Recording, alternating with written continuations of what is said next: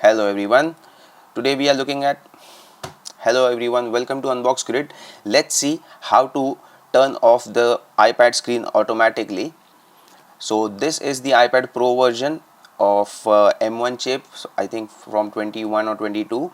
So now this thing or this setting applies across all iPad lineups regardless when you have purchased your iPad, because it is based on the iOS and not on the model. So let's see. This is a very easy setting. Let's go and search settings. You can search it from the menu like here, or you can swipe down and then type in settings over here as I've typed in, and click on settings. And then I was practicing it earlier. So mostly you would be shown this particular screen. This may differ, but the options won't.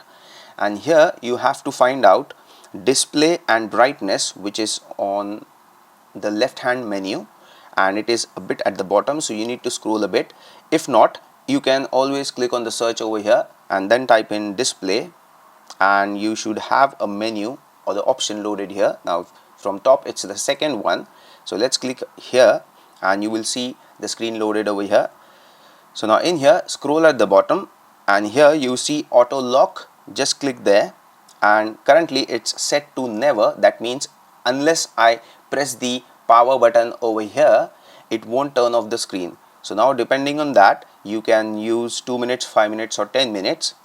And the problem is iPad does not allow you to set manual limit. You only have these options. So you can choose 2 minutes and it will lock. If no activity is there, then it will lock in 2 minutes. So thank you for watching.